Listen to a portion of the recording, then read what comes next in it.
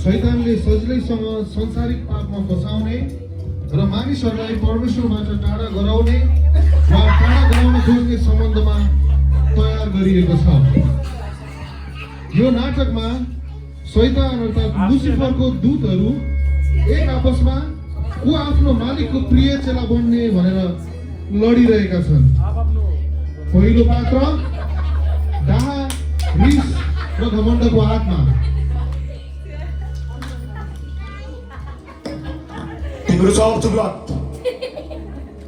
म नै हो मालिक लुसिफरको प्रिय चेला, किनभने म रिस, डाहा, घमण्ड, ईर्ष्या जस कारणले मानिस फुट ल्याएको छु। मेरो कारणले गर्दा मानिसहरू मण्डली आएका छैनन्, एक अर्कामा मनमुटाव राखेका छन् र जस कारणले गर्दा दिन प्रतिदिन परमेश्वरदेखि टाढा हुँदैछन्। र दोस्रो पात्र व्यभिचारको आत्मा। चुप्ला, तिमीहरूले धेरै फ्याँकिस। तिमीहरू मालिकको प्रिय पुत्र हुनै सक्दैनौ, किनकि म व्यभिचारको आत्मा हो। व्यभिचारको विश्वासीहरूमा व्यभिचारको आत्मा हाल्ने काम मैले गर्छु। विवाह अघि नै शारीरिक चाहना, प्रेम, धोका जस्ता आत्माहरू हाल्ने काम मैले गर्छु। तेस्रो पात्र रोगको आत्मा। सुबह तिमीहरूलाई के थाहा? मालिकले मलाई आफ्नो प्रिय चेला मान्नु गइसकेको छ किनभने म एउटा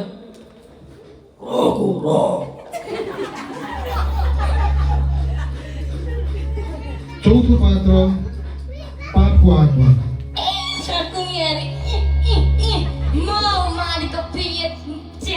म पापको आत्मा हो। पापको आत्मा यो चाहन्छु नि विश्वासीहरूलाई पापको बाटोमा लाने त मै हो।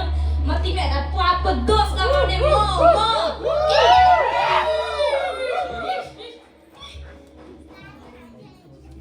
र पाँचौं पात्र अशुद्ध आत्माहरूको मालिक शैतान अर्थात् लुसिफर।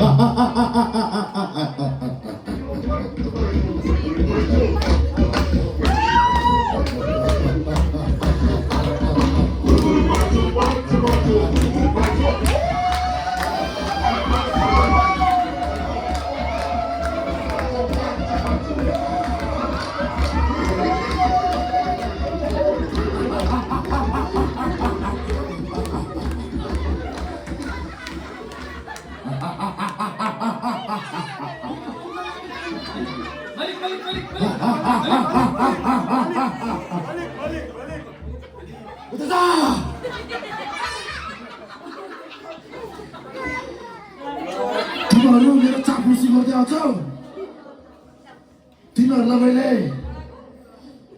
हाम्रा दुश्मन ती विश्वासीहरू तिनीहरूको जीवन के चल्दैछ भनेर तिनीहरूलाई तस तस पारेर तिनीहरूलाई सोरेर यसरी नर्गले आइज भनेर कान्दै थिए। गरेछौ तिमीहरूले काम? गरे मालिक गरे। त्यसो भए म्युजिक।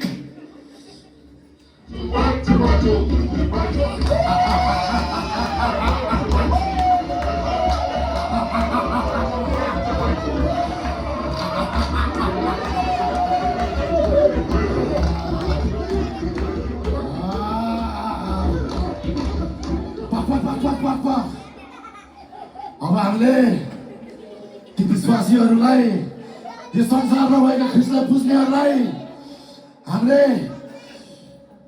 तीनटा काम कहिले गर्न दिनु हुँदैन। पहिलो काम तिनीहरूलाई प्रार्थना गर्न दिनु हुँदैन। के गर्न दिनु हुँदैन रे? प्रार्थना गर्न दिनु हुँदैन। के रे? अनि दोस्रो काम तिनीहरूलाई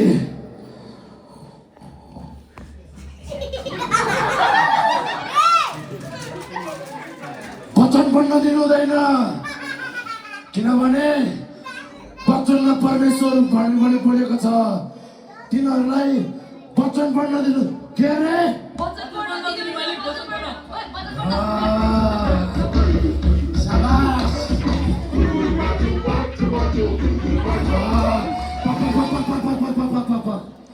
तेस्रो म पनि संसारमा घुम्दै जाँदा अमेरिका पनि पुगेको थिएँ मोस्ट इम्पोर्टेन्ट तिनीहरूलाई बत्तिसमा लिन दिनु हुँदैन किनभने तिनीहरूलाई तातो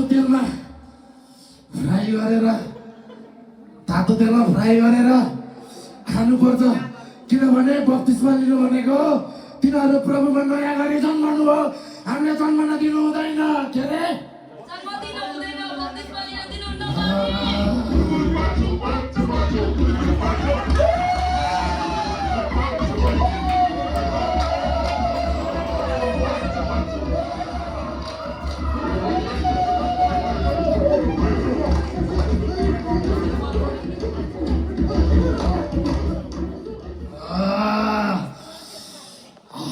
कति रमाइलो गीत यो गीत सुन्ने बित्तिकै मलाई भित्रबाट भावनाको छालाहरू तरङ्गित भएर आउँछ मेरो गीत बजाऊ खोइ मेरो गीत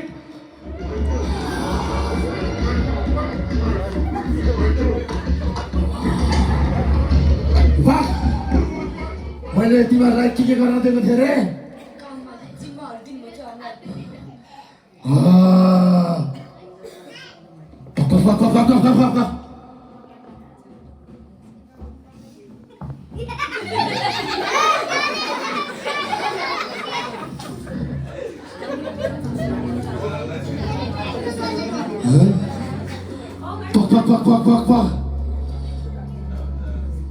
को प्रार्थना गर्दैछ यहाँ ओहो म त प्रार्थना गरेको सुन्दैछु त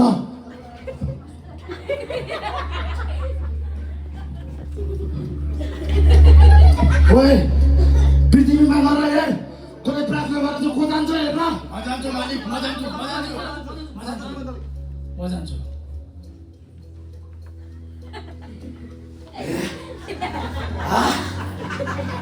जा गरेर आइज को रहेछ तिमी हो ए तिमी हो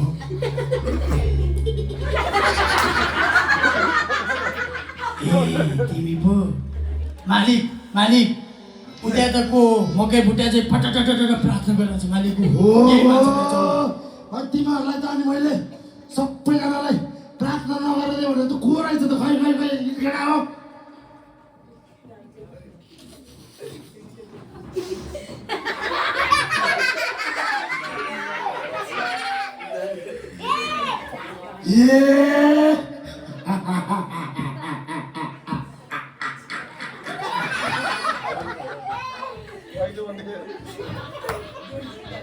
यो त भर्खरै चर्चमा लागेको विश्वासी रहेछ नयाँ यसलाई त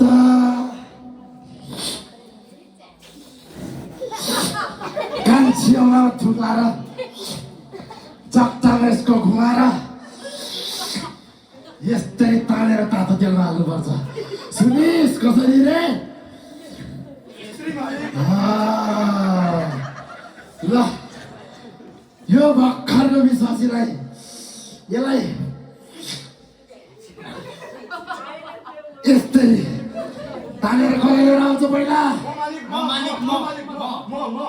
मैले पत्ता लागेको मालिक म लिएर आउँछु त्यसलाई म ल मालिक म लिएर आउँछु त्यसलाई त्यसो भए तै जा घर त्यसलाई कसरी ल्याउने रे यस्तै लिएर आउने मालिक होइन यस्तै लिएर आउने यस्तै चट्टामा घुमाएर यस्तै कान्छीमा दिन्छ लिएर हुन्छ मालिक हुन्छ ल जा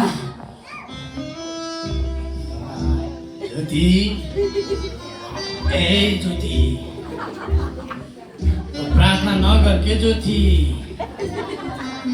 त्यहाँ त कस्तो ह्यान्डसम केटाहरू छन् हेर त ज्योति हेर त त्यहाँ विवाह अगाडि यो आउनु नराम्रो होइन के ज्योति, त्यो कुनै पाप होइन ज्योति। ऊ त्यहाँ हेर्छ त्यो लामो कपाल वाला कति ह्यान्डसम, ऊ त्यहाँ हेर्छ त्यो मुन्द्रा लाउने छ कति ह्यान्डसम। आहा ज्योति, तेरो प्रार्थना सुन्नुहुन्न के, त एउटा बेबिचारी हो। उठ आइज, हिँड मसँग, उठ आइज। हेर्नु मालिक, मैले फर्केर आयो। उठाएँ मैले त्यसलाई। ओहो, स्याबास, देखिस् बेबिचार अन्त को बच्चा।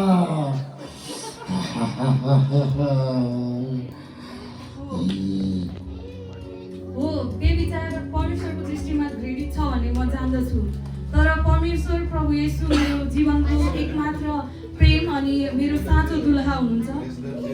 मलाई परमेश्वरले सम्पूर्ण कुराहरूबाट, बाधाहरूबाट बचाइसक्नु भएको छ। म मेरो तन, मन, इच्छा र चाहना केवल परमेश्वरलाई चढाउँदछु। प्रभु, म तपाईँलाई धन्यवाद दिँदछु र म फेरि प्रार्थना गर्दछु। ओहो, के हो यस्तो? यसलाई झर्नेलाई मैले उठाएर लिएर त झन् बोल्ने बनाइस्। उता जा त, मेरो नजरबाट दूर भइहाल।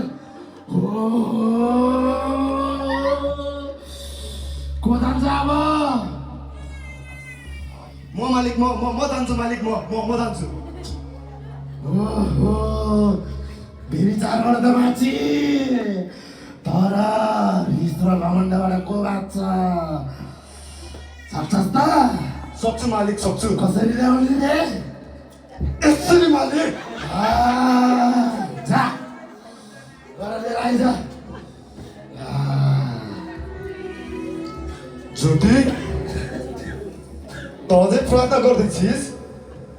त जस्तो रिस, जहाँ घमण्ड गर्ने व्यक्तिले गरेको प्रार्थना के साँच्चै परमेश्वरले सुन्ला र? तैँले गरेको प्रार्थना यसोले सुन्नुहुन्न। हेर त, तसँग पढेका, तसँग हुर्केका, त सँगसँगैका साथीहरूले जीवनमा धेरै कुरा पाइसके। तिनीहरूको प्रगति, उन्नति देखेर त दिनै चलिन्छस्, घमण्ड गर्छस्, रिस गर्छस्।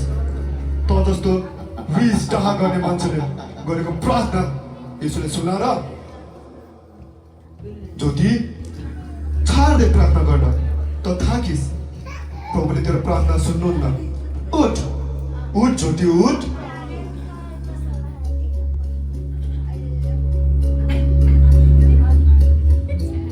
स्याबास, लिएर आइस, उठाइस। हो, मसँगैका साथीहरू मभन्दा धेरै अगाडि बढिसकेका छन् जीवनमा, तर म जान्दछु परमेश्वरले मेरो लागि छुट्टै योजना बनाउनु भएको छ। त्यस्तै चर्चमा पनि मसँगैका दाजुभाइ दिदीबहिनीहरू विभिन्न कुराहरू गरेर परमेश्वरको आराधना गर्ने, गीत गाउने, बाजा बजाउने आशिष पाउनु भएको छ। तर म जान्दछु परमेश्वरले मेरो लागि छुट्टै योजना बनाउनु भएको छ। म परमेश्वरलाई धन्यवाद दिँदछु र फेरि पनि प्रार्थना गर्दछु। ओहो, यसले त झन् बर्बादै गर्यो। तँलाई मैले झन् कान्छीवाला लिएर आइदियो, तँलाई म मेरो खुट्टाकै कान्छीवाला ल्यान्छु। ओहो, के गर्ने होला त? को जान्छ अब? म जान्छु, म लौना लिएर आइज न, तेल उम्लिसक्यो। ल, को जान्छ? जान्छु। ओहो, घमण्डले त सकेन, तर यो रोग भन्ने चिज मान्छेको ज्यान लास्टै प्यारो हुन्छ। जहाँ गरेर लिएर आइज। कसरी ल्याउने रे? खै कसरी? चालेर आइज, तेल उम्लिसक्यो।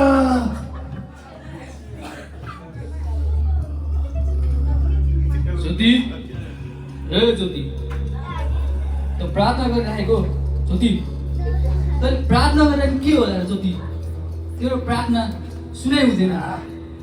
यदि तेरो प्रार्थना सुनाइ भएको भए तेरो प्रार्थना परमेश्वरले पहिल्यै सुन्ने। एउटा रोग होस्, तर कहिले पनि निको नहुने रोग लागेको छ। उठ, आइज मसँग, उठ ज्योति, उठ। ए रोग, तेरो ममा केही अधिकार छैन, किनकि परमेश्वरले मलाई सम्पूर्ण रोगहरूबाट बचाइसक्नु भएको छ।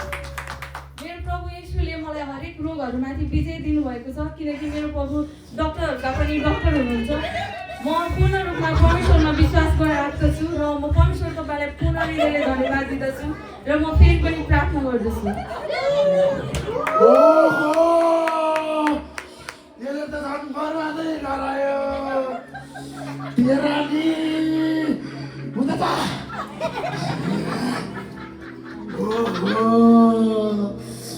के गर्ने होला त तेल मेरो भाँडामा गइसक्यो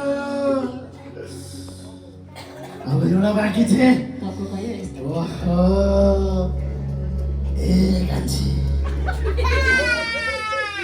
कान्छी बाँकी तै छेस जान यता यता कस्तो राम्रो भएको छ बाबुलाई त इज्जतै छैन यहाँ हेर्नु न एकचोटि हेर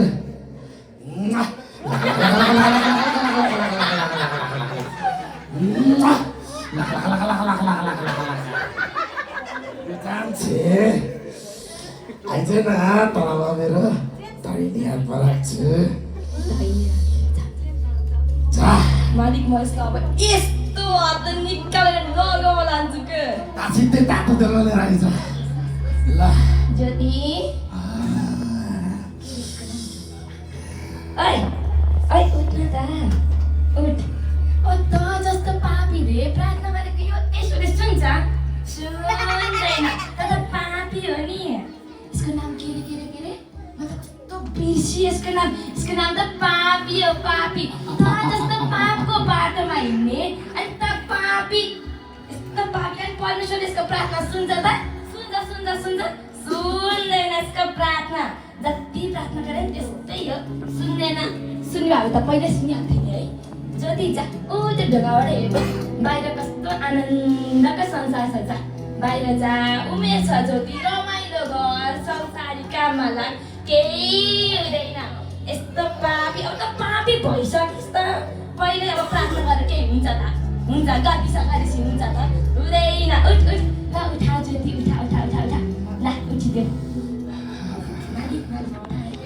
ओहो स्याबास तल मेरो दाहिने हातमा राख्छु म पापी हुँ तर प्रभु येशू यस संसारमा पापीहरूलाई प्रेम गर्न आउनुभयो प्रभु येशू ख्रिस्टले पापीहरूलाई प्रेम गर्नुहुन्छ तर पापलाई भने घृणा गर्नुहुन्छ म तुच्छ छु म रोगी छु म एक्लो छु भनी म जान्दछु तर परमेश्वरले मलाई सबै रोगहरूबाट निको पार्नु भएको छ म एक्लो हुँदा परमेश्वर मेरो साथमा हुनुहुन्छ र म पूर्ण रूपमा परमेश्वरमा विश्वास गर्दछु म प्रभु तपाईँलाई निरन्तर धन्यवाद दिँदछु प्रभु म फेरि पनि तपाईँमा प्रार्थना गर्दछु ओहो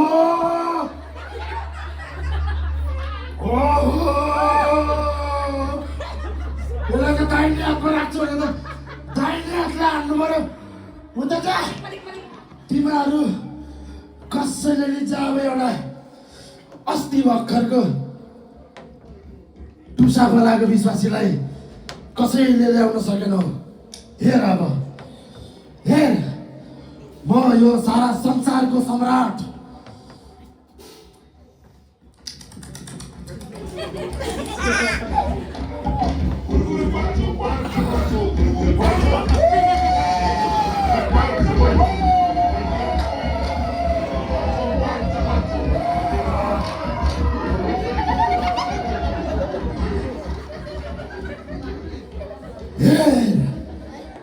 मैले यसलाई कसरी लिएर आउँछु सारा संसारले देख्नेछ मैले कसरी लिएर आउँछु यसलाई किनभने उहाँको नर्गको मालिक हजुर ओइ जेलमा आगो लगा उमान मजाले हेर नि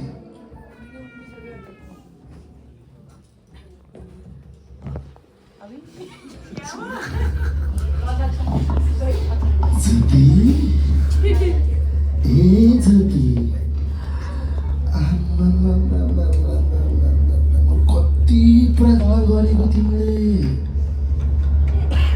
यत्रो प्रार्थना गर्दै खुट्टा निधाएन खुट्टा त निधाइसक्यो त भोलि बिहान उठेर काममा पनि जानुपर्छ। रातभरि प्रार्थना गरेर यसरी बसेर हुन्छ? यसरी मन मारेर प्रार्थना गर्नु हुँदैन, निन्द्रा मारेर प्रार्थना गर्नु हुँदैन। निन्द्रा सुतेन, निन्द्रा पुगेन भने त खस्नी भइन्छ, बिर्सिन्छ। ल अब चाहिँ के गर्ने ल? रातभरि प्रार्थना गर्नु हुँदैन। लारिरारो सीता जति सीता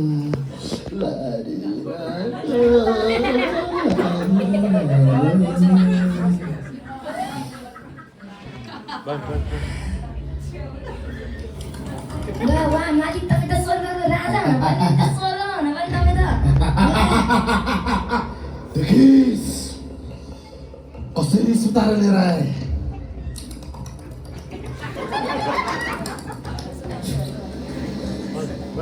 यस पछाडि मेरो गीत कस्तो लाग्यो तिमीहरूलाई? देखिस् म स्वर्गमा थिएँ तर माथिबाट तल झार्दिनु मलाई।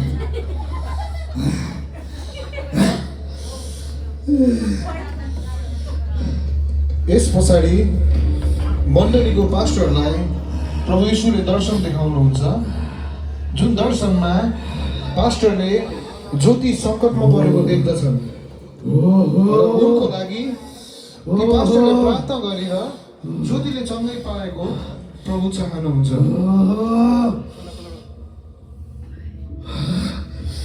यो पास्टर कहाँबाट आइपुग्यो फेरि? बल्ल बल्ल सुताएको।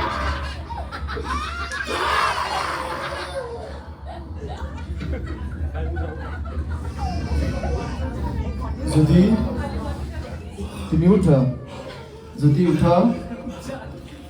मलाई परमेश्वरले तिमी कहाँ पठाउनु भएको छ। म जान्दछु तिमी सङ्कटमा छौ, तिमीलाई विभिन्न कुराहरूले सताइराखेको छ, तर तिमी शक्तिशाली भइसकेका छौ। तिम्रो प्रार्थना स्वर्गमा गुन्जिएको छ। जसरी पावलले, पत्रुसले, यूहन्नाले आफ्नो सङ्कटमा प्रार्थना गरे र उनीहरूले जस्तो परीक्षामा पनि हार खाएनन्, त्यसरी नै तिमीले पनि हार खाएका छैनौ। तिम्रो परीक्षालाई म जान्दछु। तिमी शक्तिशाली भएका छौ र अझै हुनेछौ। तिमी प्रार्थनामा अगाडि बढ्नुपर्छ। हुन्छ, म अझै प्रार्थना गर्नेछु, म अझै वचन पढ्नेछु, मलाई अझै आत्मामा अघि बढ्नु छ। म अब बत्तिसमा लिनेछु।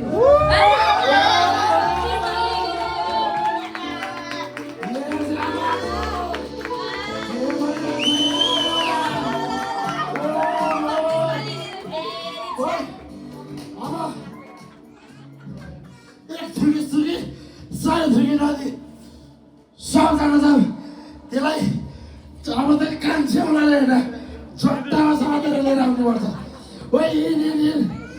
ओहो ओइ छिटाइदिएर भागिहाल्छ नि।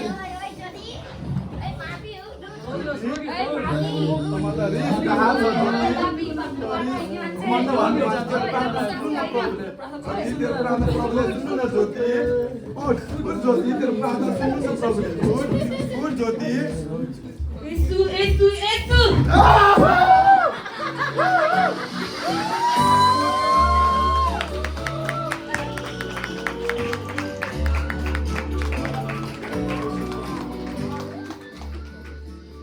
अब येशू ख्रीष्ट आउनु हुँदैछ।